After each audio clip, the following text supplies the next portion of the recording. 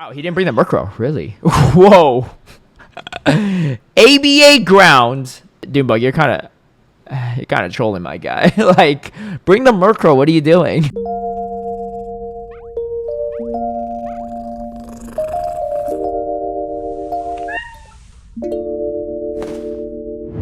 Hey everyone, I hope you're doing well. Today I am doing the best 5 deep dive, and this is the losers finals of Pittsburgh.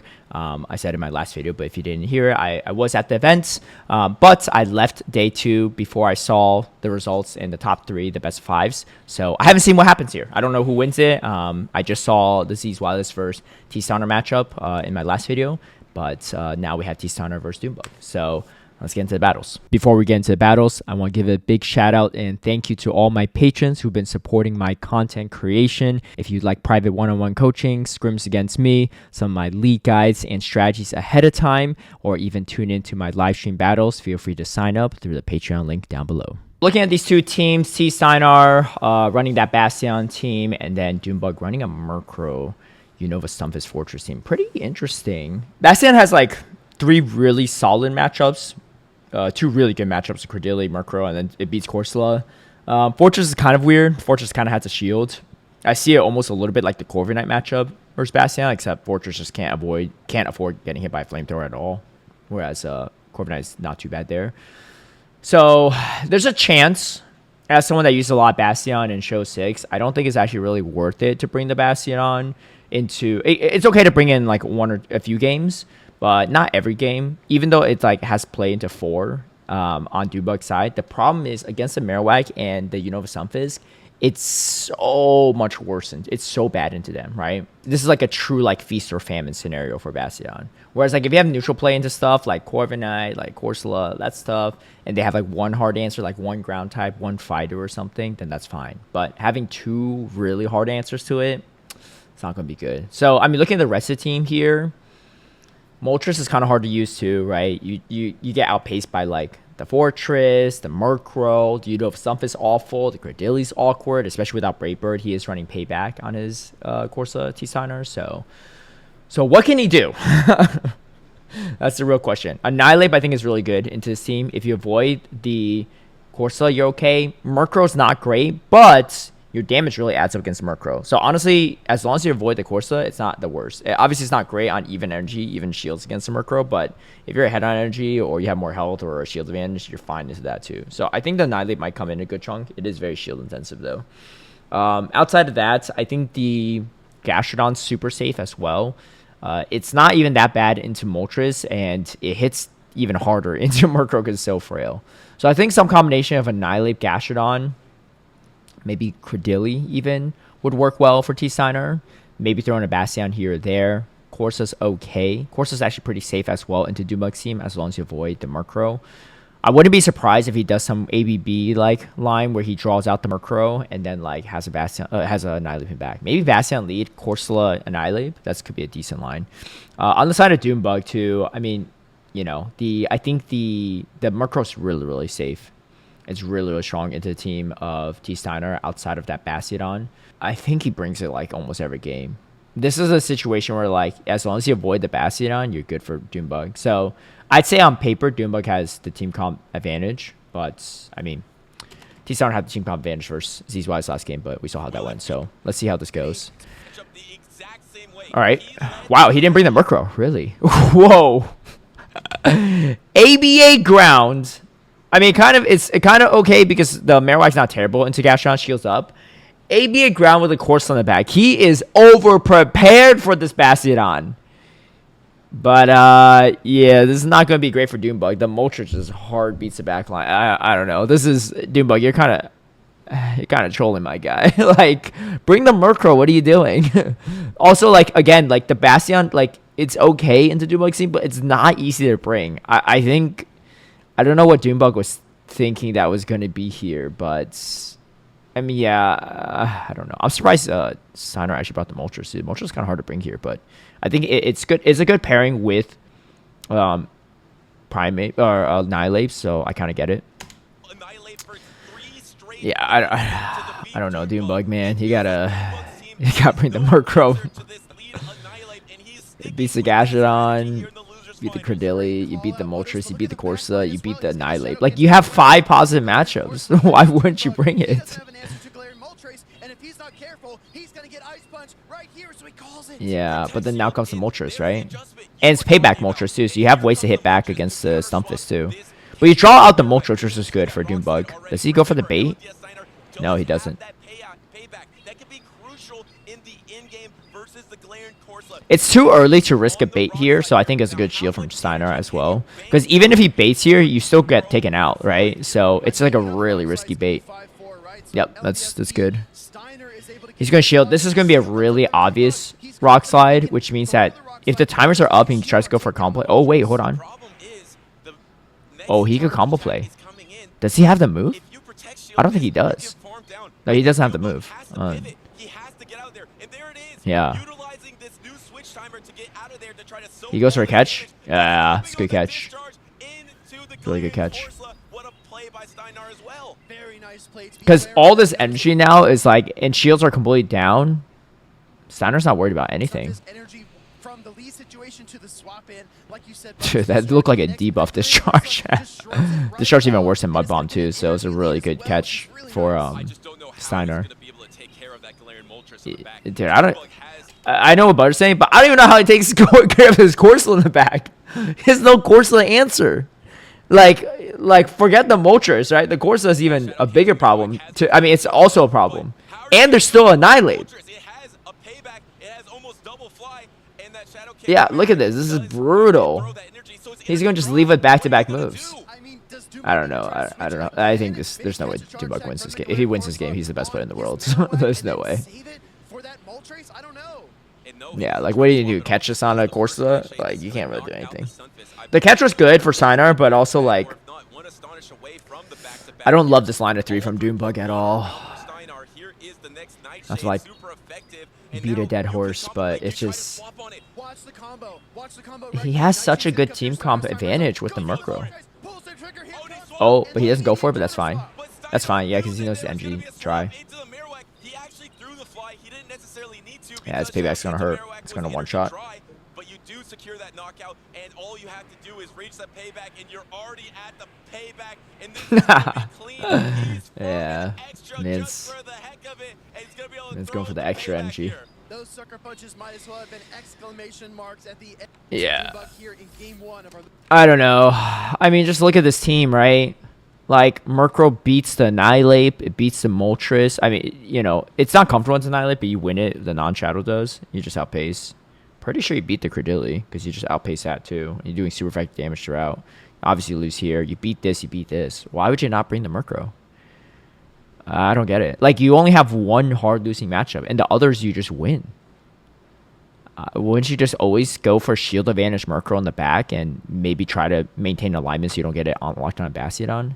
I think, like, I don't know what Dylan's really scared of the Bastion for some reason. So I get what he's thinking. He's thinking Steiner has to bring the Bastion, right? Like, that's the only thing that beats his Murkrow. So I'm not going to bring my Murkrow. I'm going to bring 3 things that could beat Bastion, and I'll have a good, like, the Bastion will have nowhere to go.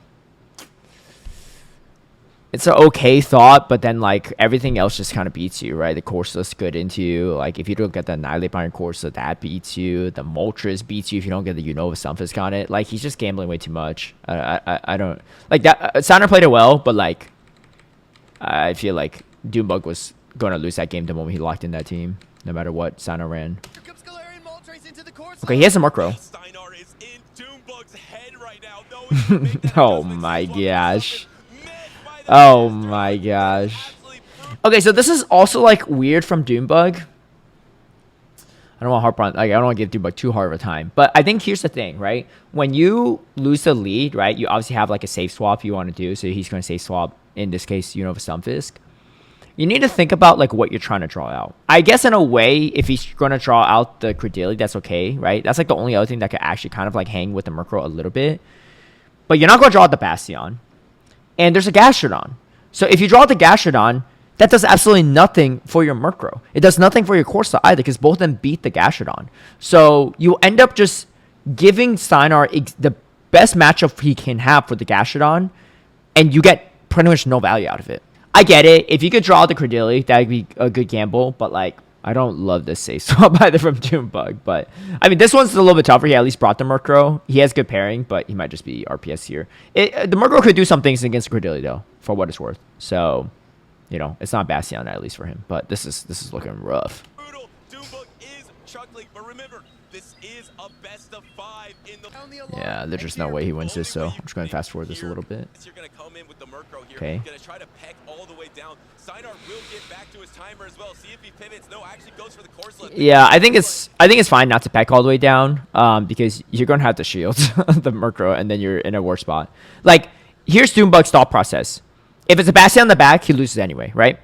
So he's going to play to his win con that it's not a Bastion on the back, and he can somehow do something with the 2-shield Murkrow, which I don't think is a bad play. I just don't know if he could do it. But especially if T-Star shields like that Moltres, maybe. But then you have to shield to fly back, so I guess it kind of evens out. No, I actually like this a lot, dude. Okay. So he gets farmed down. He goes for the power gem, yeah. Oh, wait. Huh.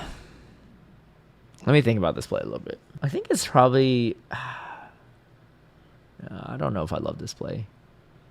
So what is Steinar scared of in the back? Maybe like a Fortress? He's thinking that it's double like Moltres counters. But like Murkrow would make the most sense. If Doombug stays in here and keeps throwing energy at the Credilli, Credilli, you just lose, right? If you're Steinar. He has some energy bank, so maybe not completely, but like it's a good catch. It is 100% good catch. You avoid the super effective damage, but sometimes you don't want to go for catches when you have the alignment, right? Sometimes you just need to play the matchup straight linearly, because now you give Doombug a win con. I mean, it's not like Doombug was completely out of it either, but I don't think Doombug ever swaps in here. He just stays in here. He avoids his worst matchup now. Like,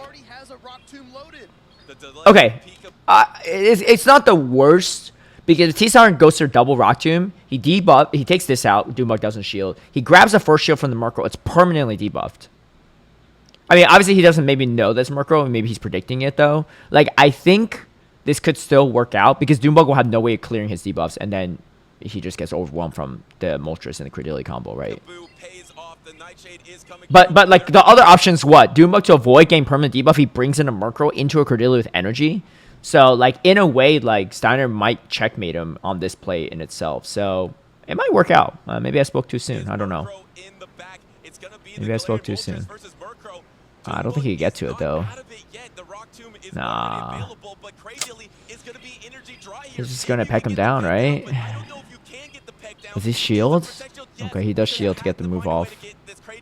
The timers are coming up soon though. Yeah. Yeah, Speedy brings up a good point. Oh. Yeah. You have to shield everything here. It's not Brave Bird, right? But you still have to shield it. This is a good play by Steinar. You got rid of the Stunfisk, which is like the hardest thing for your Moltres. You know, yeah. Yeah, this is actually a good play. All right. Well, I think that's going to do it. Yeah. Okay, so maybe it was a good catch. I'm trying to think if like Doombug could have played it any differently. I feel like if Doombug doesn't shield there, he could still win this game. Even debuff, like the peck and the drill peck damage is a lot. No. Oh, we haven't really even seen one land. Did we? No, we didn't. Yeah. That's a tough line for Doombug, right? He got literally no value with the Stunfisk besides some extra energy on the Corso, which is fine, but I don't think he shields that. I know he risks getting double debuffed, but like, so here's what I'm saying here. I think Steinar still did set him up for a potential win condition. I still don't love the catch, but Doombug just like maybe played it a little bit weirder here. Okay, so look at this, right? How much energy does he have on the Credilli? 1, 2, 3. Okay, so if he lets that move go, he gets 3 peck advantage, right? On the Credilli. There's a chance the Credilli doesn't even get to the move. Look at his health. He might feint out. He might just barely get there, but there's a chance he feints out, which would be even better for Doombug. But even if he gets to move off, he's 3 pecks ahead, right? Let's see how much the Corsa had. I think Corsa was like, or sorry, not Moltres. 1, 2, 3, 4, right? So let's see here. So that'll be his first fly.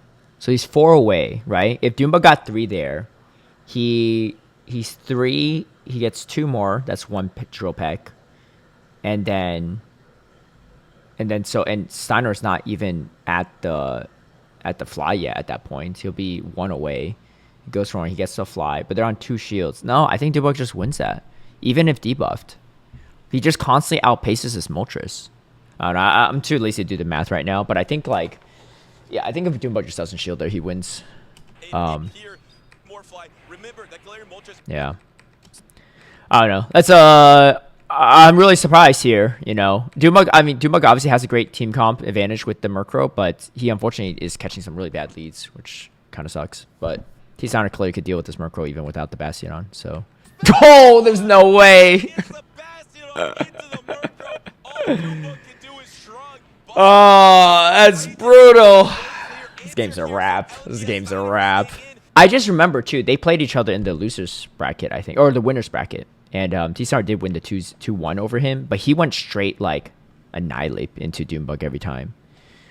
Man, how's he? I don't know. On paper, this looks so good for Doombug, but this is bad though. This is a really good Bassi game. It's a best of 5. You have 3 chances to win this. Why not just bring up the Bastion? It still has 4 solid matchups into your team for what it's worth, right? And you know Doombug's going to bring the Murkrow again. Because Doombug realized after game 1 he needs to bring the Murkrow.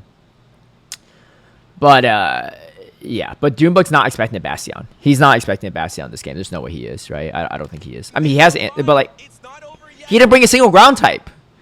Bastion could be everything on Doombug's team here. I don't know. I'll fast forward to this. I don't think there's a win con. He lost on the lock-in screen here. Oh no, and he wait, hold on, was that charge deck priority? Yeah, it's not on charge deck priority too. Yeah, this is whatever attack he's running on the Cordelia is pretty high. That's he beats these wise in the charge deck priority too. Like, what do you do here? Like, what do you like? You have to, like, yeah, like Doom was like, well, what am I gonna do? Like, I can't shield this because I have a Bastion. Yeah, this game's over. Yeah, there's no way. There's no way. Yeah, that nail was in the coffin the moment the Bastion's on the team. And like the Bastion's on the team and he has the hardest winning matchup. Like edges and Doombug just didn't have a yeah. Hey, at least Doombug's a good sport about it, you know. I think the first game he definitely trolled a bit on the team composition, but again, I mean, he was scared of this happening, right? I get it. Game 2, I think if he got hard countered, right, in the lead and in the safe swap, but I do think that if he played that last shield matchup differently after Steiner went for the catch, he could have won. This game was just unwinnable. Yeah, wow. I'm kind of shocked, but hey, congrats to T Steiner. So this is going to be super interesting now because in my mind, T Steiner has a significant team advantage over Z's Wireless, and honestly, if I'm watching this from the crowd and I'm Z's Wireless, I'm scared for T Steiner to win this because like I think T Steiner could have brought some different team compositions the first time around, and like I think if anyone could potentially beat Z's Wireless in the grand finals, it's probably T Steiner here. So we'll see. I'm excited to see how it goes. But anyway, if you like this video, feel free to give it a like and share, subscribe, future content, hit that notification bell to get alerted when I post my new video. And I'll see you all in the grand finals. Peace.